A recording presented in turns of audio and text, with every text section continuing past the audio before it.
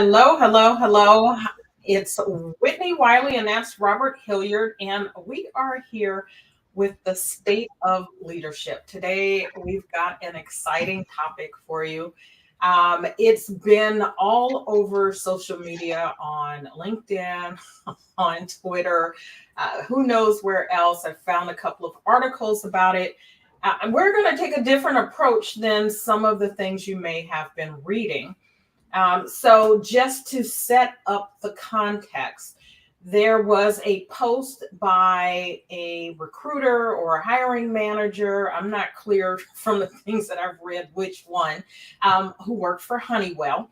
And she offered a job to a candidate who I'm assuming became a new employee. In the salary negotiation process, candidate asked for a particular salary, which was well below what was authorized to pay for this position. And the hiring manager gave the candidate, new employee, what she asked for. Mm-hmm. The challenge, I think, was that she then went on social media to teach a lesson about salary negotiation and asking for your worth, which I don't have a problem with in and of itself. But one of the things that she said in that post was that she didn't have time. I think this was the part that got me, because she didn't have time. She didn't have the bandwidth to give lessons on salary negotiation. So where I want to take this conversation, Robert, and I hope you'll agree with me, is about what role leadership plays in a salary negotiation process in general. That's not really the topic, and we can talk about this process, the salary negotiation process, because I work with clients. I'm sure you work with clients who are trying to navigate that. Sure. It's stressful, right? The whole asking for, asking candidates for their salary history or their salary requirements, and not being willing to disclose what it is that they're working with. Right. A company will dismiss someone out of hand if they ask for too much, but if they don't ask for enough, they're willing to give it to them and send them on their way, right?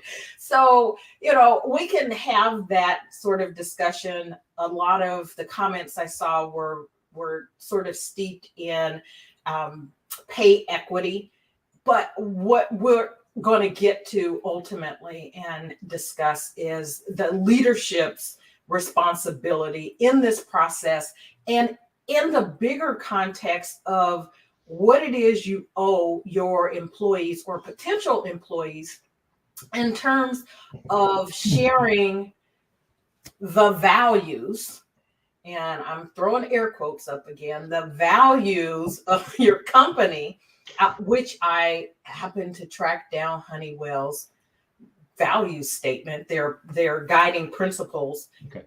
And it's like, you can't win in a situation like this, right? If the candidate had asked for 180 and the position offered 130, they would have said, okay, she's out of our range. You're not going to do with this. But she asked for 85. You've got 130 to work with. And you're like, okay, let's just give her 85 and keep it moving. And then you turn around and brag about it. I don't know. For me, that was the piece that rubbed me the wrong way. I think that was I'm sorry, I didn't mean to cut you off, but I was just saying that was the piece that really rubbed me the wrong way. Well, I tend to look at, I try not to get, you know me very well, and I try not to get too involved in the whole social media thing. I take everything with a grain of salt, right? I try not to get too emotionally involved in it, because that can take up a lot of your time. True. So I read it, and the thing I thought was really interesting was the nature of the post, and yes, I think the thing that everyone was a lot of people were really, that triggered a lot of people, was it seemed to be, and I don't know if that was the intention. That's the other issue with social media.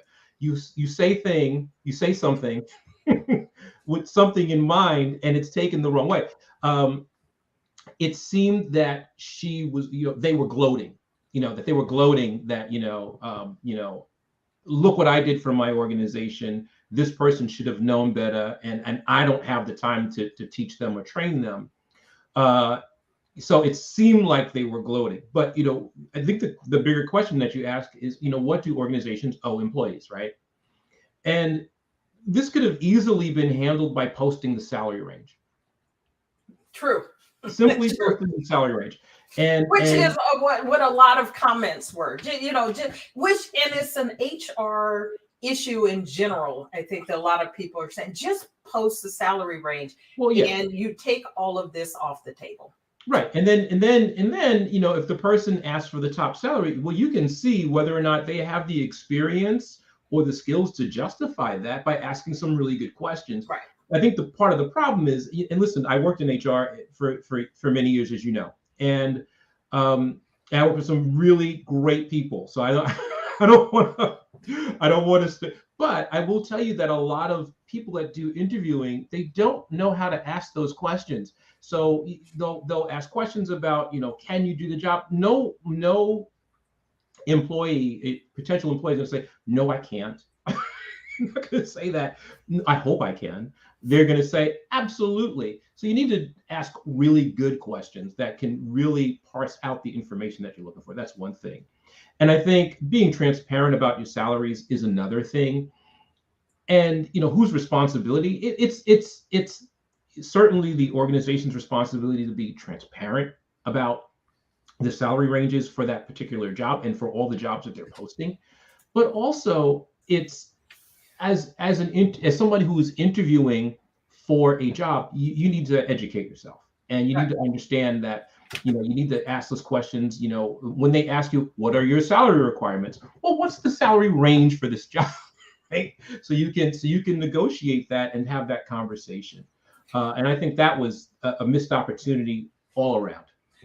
Absolutely. I think the challenge that candidates have when they are searching for a job, they're in the interview process, is that they approach it often from a place of need and lack rather than from a place of power and offering value, right? As an applicant, a candidate, you have something to give to a company that they're looking for. So when you approach it from a perspective of not owning your value and your worth, which, I understand Miss Johnson's, at least the stated objective from her original post and her second post. I read her second post, and I will actually read both of those in their entirety so that people will have sort of the context of this. But when you are approaching something and you need a job, right? Asking anything that might ruffle feathers or make someone think a particular way about you may not be a place where you feel comfortable being able to do that. Right. I absolutely agree. You need to do your research for the job, for the company, for the industry, to see what the salary range is, what's appropriate for that, for someone with your experience. But if a company actually offers more, should they just say, you know what, ordinarily we pay 130 for this, or we could pay up to 130, but 85 is fine? Are you going to get a different level of employee at those two extra? I don't know, maybe not. Maybe the person who took the job was willing to take the job at 85 and absolutely happy for that. More money maybe than that person ever had made. That was going to be my second point. And, but, maybe there's a bit of fear, which happens with a lot of candidates, is they don't want to price themselves out of an opportunity. Right. And so going back to your point about the transparency, just, make information known and then let the negotiations happen from there. My negotiation experiences are not from an HR perspective. They were in negotiating legislation, huge bills affecting millions of people. But my approach to that and the approach that I took to negotiating salaries for jobs that I've had or contracts that I'm doing now is the same, right? You have to have the information to the best of your ability, know what you feel you're worth, and then own that. And whatever happens out of that happens. If you can get a job offer from one company, you can get a job offer from another company. And so at some point, we're going to turn this to a different discussion, which is going to be more on culture. But you look like you had something that you wanted to say, and then I wanted to read the post from the HR manager. No, I was just going to agree with you. One of the things that came up for me, and you already articulated it, was, for all we know, the salary that this person, that they took was a windfall for this person. Like, we don't know. Maybe that person came from the nonprofit world where, that money was a hefty sum, and you're going to the private sector where, they have a lot more latitude, a lot more headroom. Right. So. Yeah, I mean, we don't know. We don't know. And so the other piece of this before we, go in a different direction is the whole pay equity. And I get it.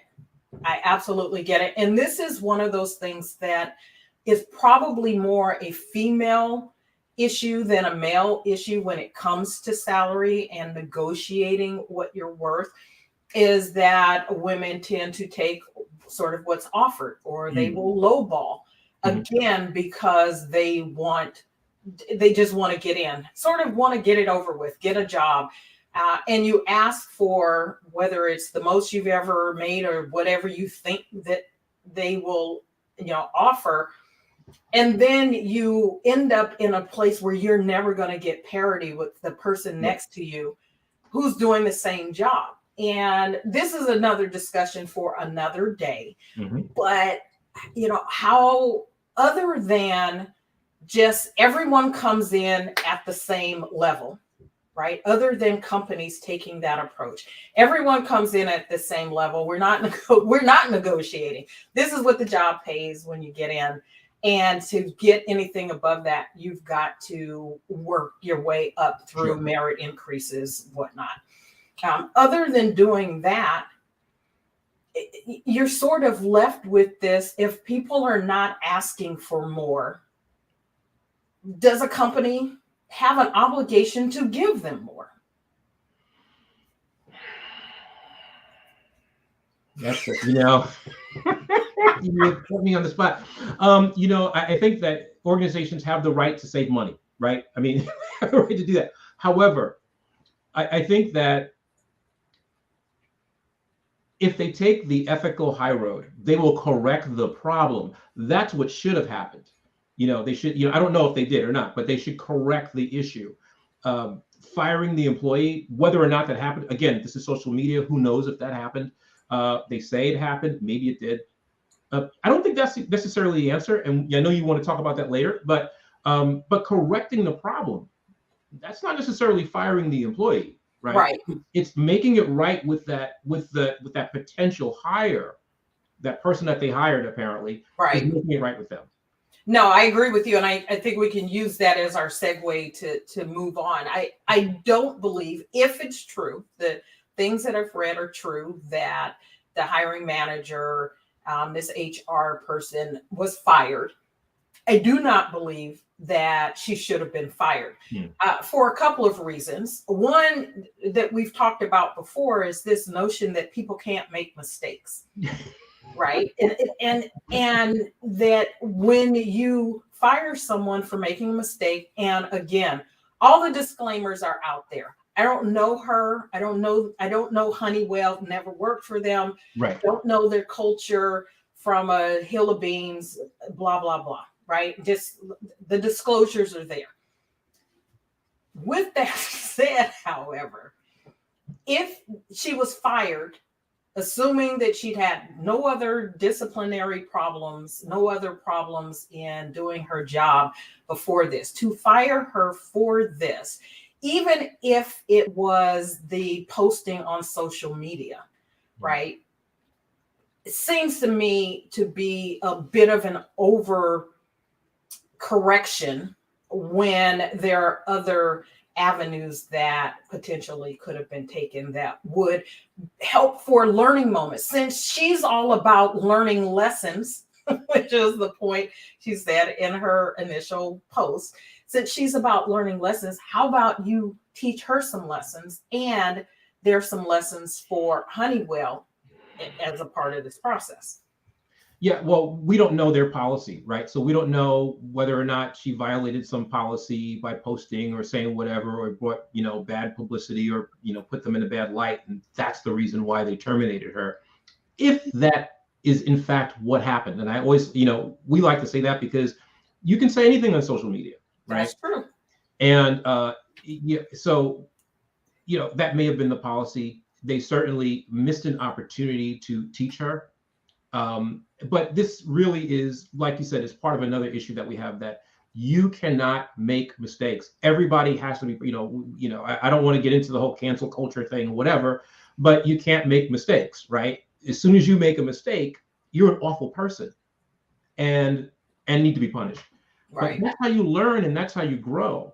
Absolutely. Absolutely. And I think, we talked about this, when you work in an organization where you are punished for every mistake you make, you tend to hide the mistakes. Yes. And that does not work for organizations. That's not helpful for an organization, because now you have a situation where everybody is, they're sweeping things under the rug. They're putting posters over big old holes in the wall, metaphorically. And then when the poster comes down, you're like, oh, there's a big old hole in the wall. Who did this? And everybody's twiddling their thumbs going, I don't know. And you're not learning anything. Right. Metaphorically speaking. And so I think that is the issue. So how is this person going to learn? And we have this, we live in a time right now, especially with social media, that when someone says something that is against something that you don't like or other people like, you destroy them. It's not trying to teach them a lesson. It's they must be destroyed. And I don't agree with that. I don't either. So here's the initial post. It says, I just offered a candidate $85,000 for a job that had a budget of $135,000. I offered her that because that's what she asked for. And I personally don't have the bandwidth to give lessons on salary negotiation. Here's the lesson.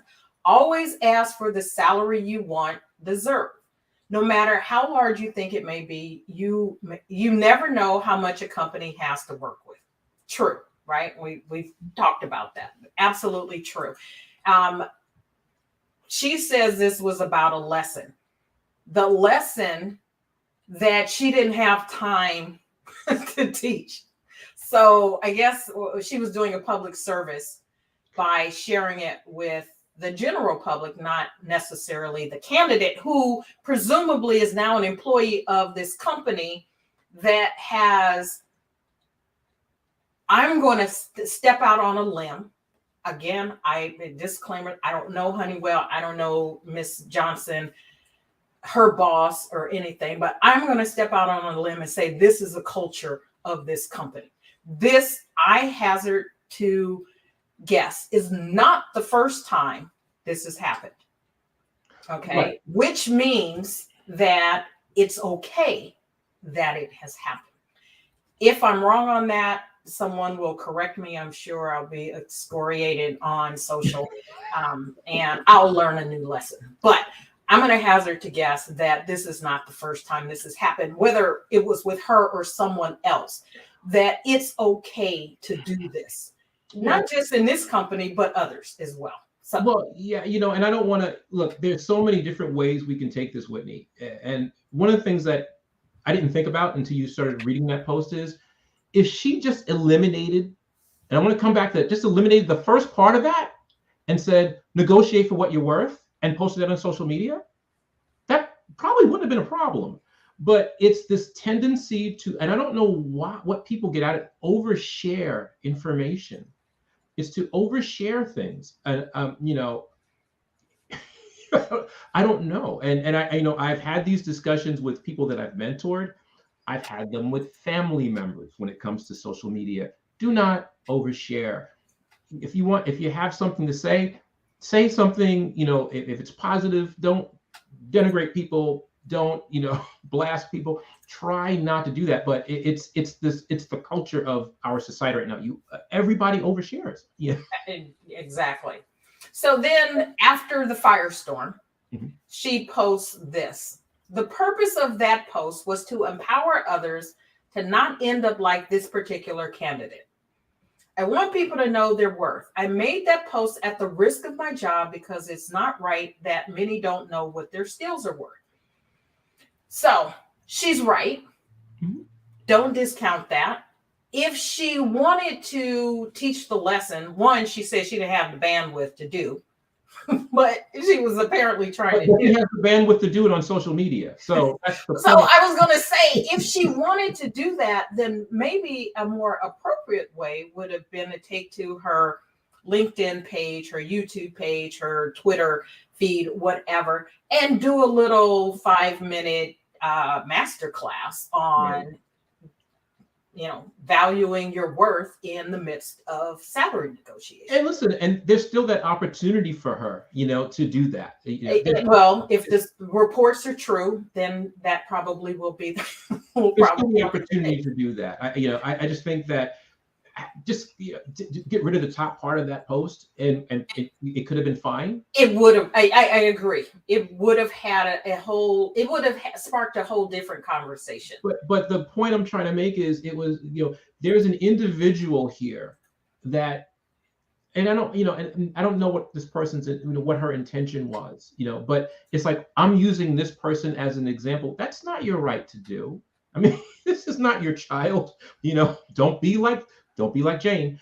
And I think Jane wasn't the person's name. I'm just using that name. So all you Janes, don't go sending Robert hate mail in his DM. But that's, listen, just the bottom part of that post, I think, would have been fine. It's like, look, negotiate for what you're worth. I work in HR, but negotiate what you feel you're worth. Or ask, what's the salary? There was an opportunity.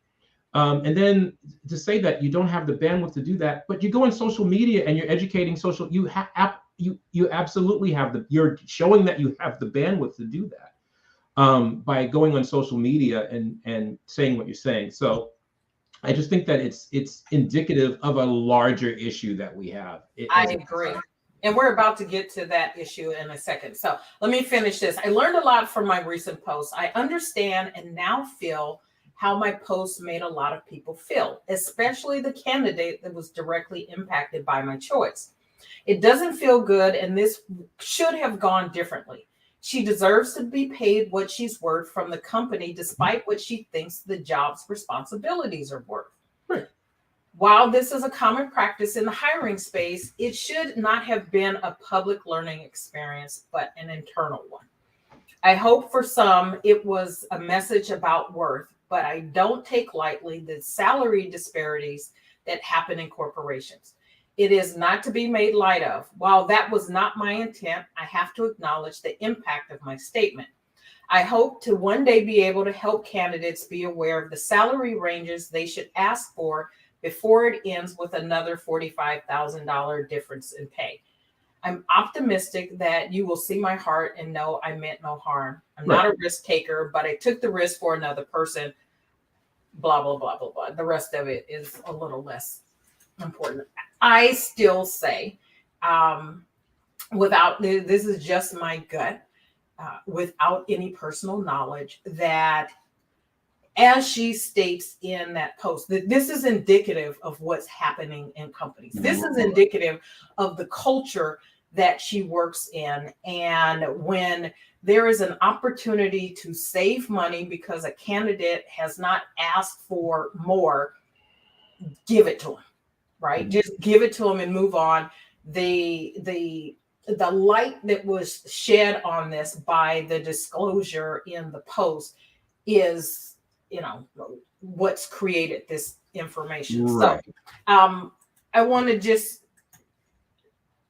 share this. This is Honeywell, not directly on this, but their principles. Their statement of their principles is grounded in they said Honeywell's grounded in a strong set of foundational principles that are essential to our success as a global enterprise. They are about integrity and ethics. You just mentioned the ethical thing to do would have been. They are resolute in their support for inclusion and diversity, and workplace respect shapes our daily interactions with each other and our valued customers, suppliers, and business partners. And then they go on to say, our daily focus will always remain on taking care of our customers, employees, investors, and communities.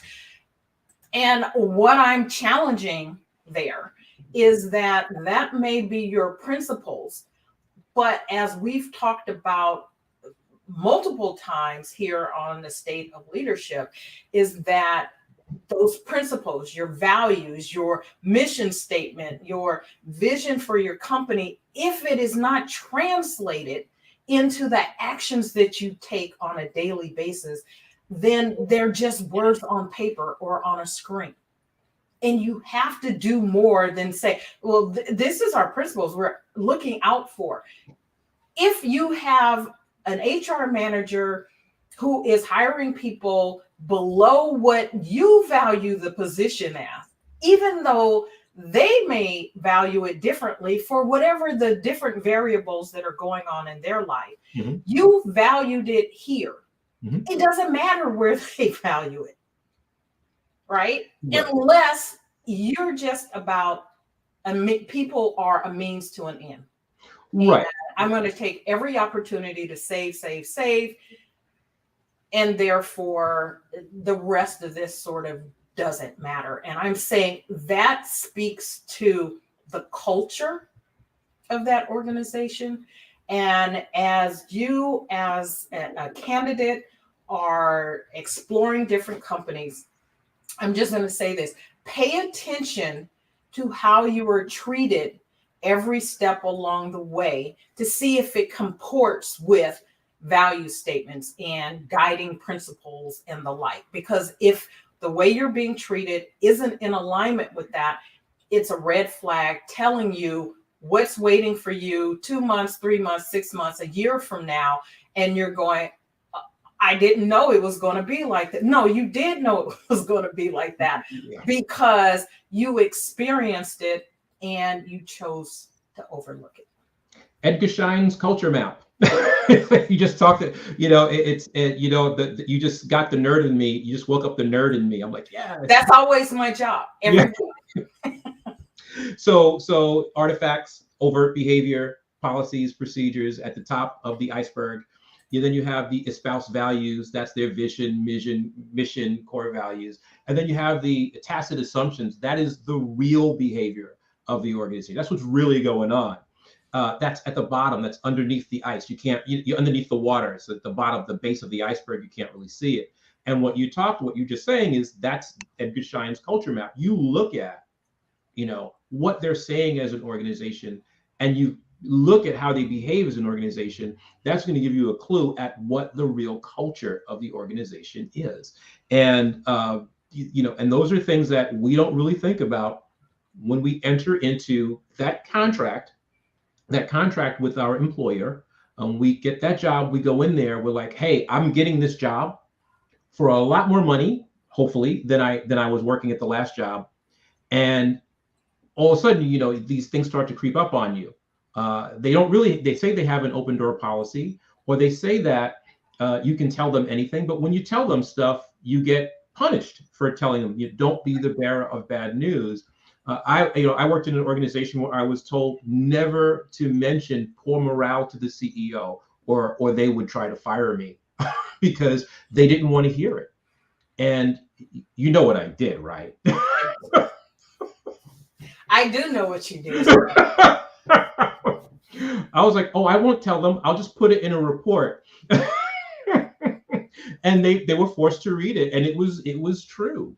And they had to admit that, listen, this is a problem, and here are the reasons why.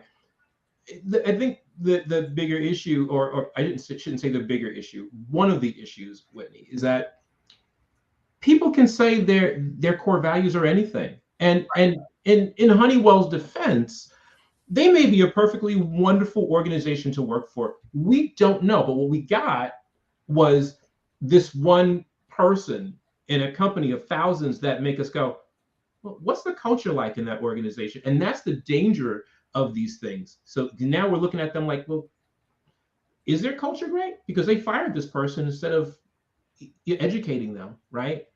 So it has this, kind of weird. Well, then of course, once that happens, then all the people who have problems with Honeywell, and Honeywell we're not castigating Honeywell, right? No, they just happen to be the company that's in the news this week. That's right. all, right? Yeah. This, I have no doubt, is happening in thousands of companies across the millions of companies across the globe of all sizes, right? From 2 employee corporations to hundreds of thousands. This is happening. And what's happening in a particular department in a corporation may not be a full reflection of the entire corporation. I get that. Yeah. I get that. But you have to ask that the behavior comes from somewhere, right? It is approved or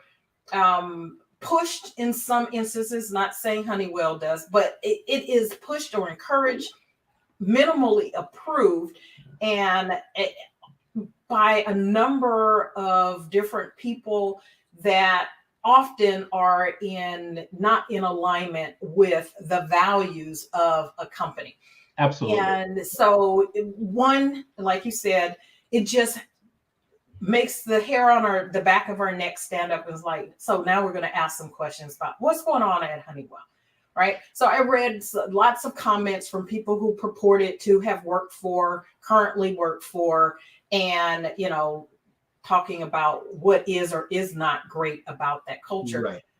Every company, every culture's got problems. This is not to say that that's not happening, but what are you going to do about it?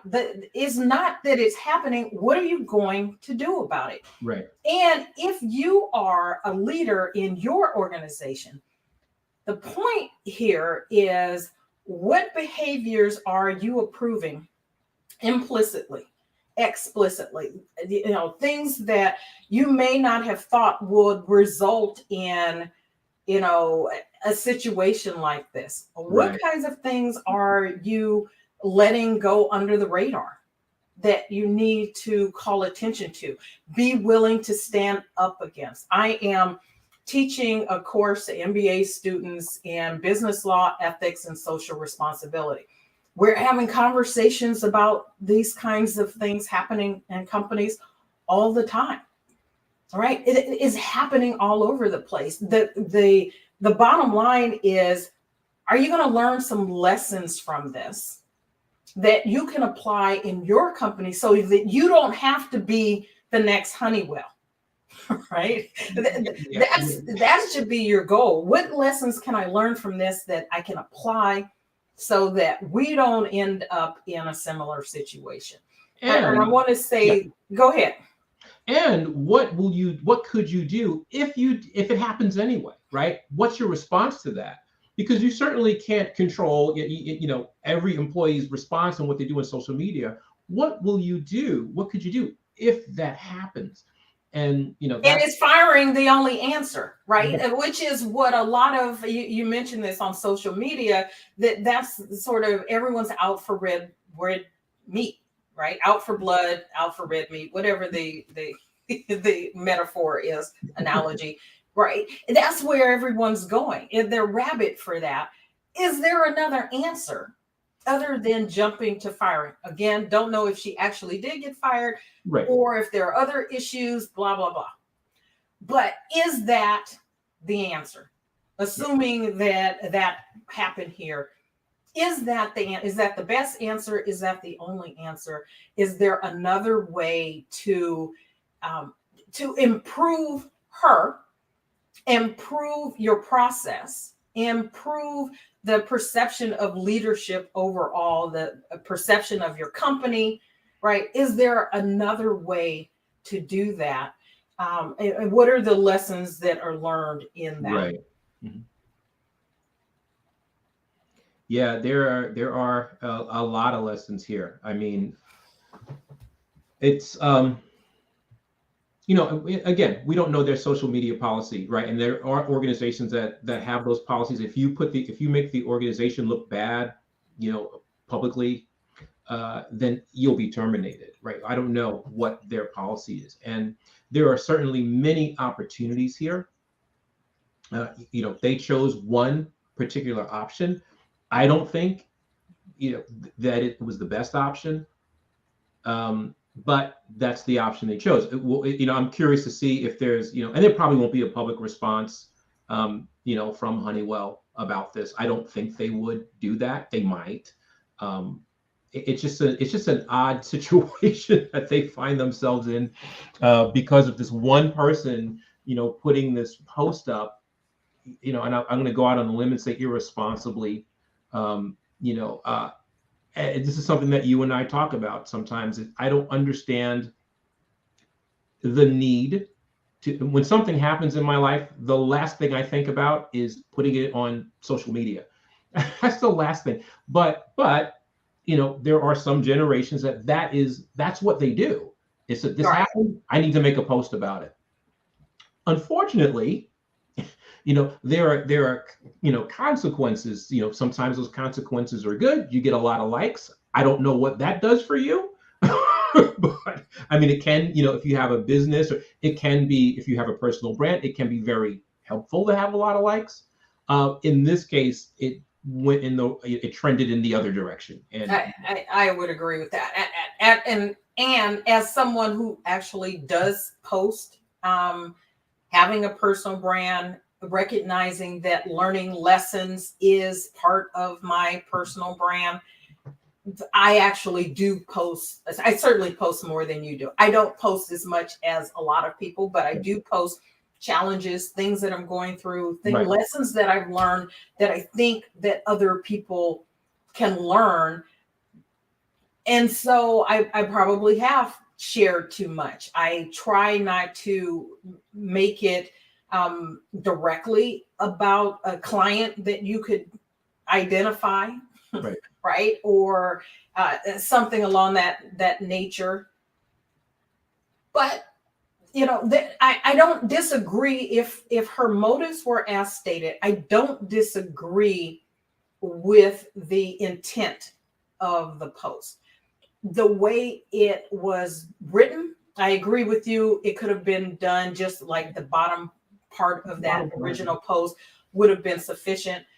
There's a way to convey to people that you are worth more, and a company probably has more to pay you than you think, than you might ordinarily think.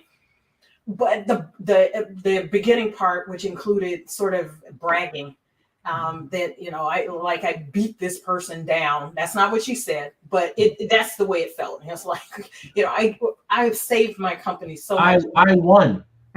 Exactly. Yeah, and so now this is a colleague. This is someone that you're working with that you may run into in the hallway, and every time you see her, is that the way you're feeling inside? Right? Well, and the thing that I think that bothers me about that is like you beat someone who wasn't even competing with you. Like, I beat you, and it's like, the person's like, hey, I just need a job, right? So it was, I think, just the whole spirit of that post, just it didn't sit well with me. And there is somewhere in between what the candidate asked for and what they were willing to pay that could have bridged the gap. They could have made that point and given them a little bit more to help reinforce the lesson that came along with that. But that's not where I'm going. So I want to close with this. I do want to touch just briefly. Didn't want to get into the pay equity. It's something we can get into, but I want to tie pay equity issues and this issue again back to leadership. And the question that we asked is there an obligation on the part of leadership to have done something different in this situation? So I'm considering the HR manager in a position of leadership. We're not talking C-suite specifically, but someone in a position of making decisions that, has some authority over people. And so if you're in a position of leadership, do you have some obligation, some responsibility to do more for people than they think is possible? Right? And I want you to think about that. What is your job as a leader? What is your responsibility to those that you're leading, that you're interacting with? To leave them where they are, or to lift them up, to empower them, to educate them, to help them learn and grow? You get to decide how you lead. Do you want to be the former or the latter? Right. And so as it relates to pay equity or pay inequity, just because you can doesn't mean that you should. Just because you can pay someone less doesn't mean that you should. And Robert brought this up as sort of an ethical issue. Just because you can doesn't mean that you should. These are questions you should be asking yourself. Yeah, that's so true. And then, it's like how you do one thing is how you do everything. So if that's the approach that you're taking, it's not just going to be in this one area, right? That's how you're approaching all the things that you're doing. I'm so glad you're teaching a class on ethics. But, I want to wrap up by saying, to prepare for this, I looked at, a couple of, I didn't go crazy like I usually do, but I looked at a couple of, online resources for what good leaders do and what good managers do, what good bosses do. And they'll have things like, inspiring people and motivating them, setting an example, communicating their vision, setting priorities, breaking that vision down into manageable pieces. That's part of the priorities. And, seeking solutions and including people in those solutions, part of your team, or seeking solutions on your own. Developing employees, taking care of problems quickly, not taking credit for your employees' work, and so on. All those things imply ethics, but they don't say it specifically. And I think that is the issue. And then when you talk about ethics, I think you need to be really explicit when you talk about ethical behavior, because people they can be really flexible in their, you see $101 bills on the ground and you need $1. So you take $1. Is that ethical? To you, it's ethical because you didn't take all the money. So some people have a very flexible, idea of what is ethical. And I think that when we talk ethics, we really need to be really explicit as to what we're talking about ethical behavior. And you and I both know from studying ethics that taking that $1 is what we call the small step, right? And that leads to taking $2 or taking $5 or taking 10, right? But if they're just randomly laying out on the ground, I'm sorry. Yeah. And so that's an ethical, they call them ethical dilemmas. And so that's the small steps ethical dilemma. So when we talk about ethics, we need to be really specific and explicit about it. So and not just imply, lead by example. What example? ethical example. What exactly do we mean by ethical? These are the behaviors we mean. And I think that's, part of the issue and would help solve some of the problem. No, I agree. And I'm going to let that be our final word for today. We want to thank you for joining us. Robert listed a nice list of things that you as a leader, that's your responsibility. But ultimately, you get to decide how you lead, how you move through and interact with those that you have an impact on, influence over. And so, be intentional about that. Think about what it is, be intentional about it. And remember that how you do one thing is how you do everything. And if that's not how you want to do everything, then don't start with the one thing.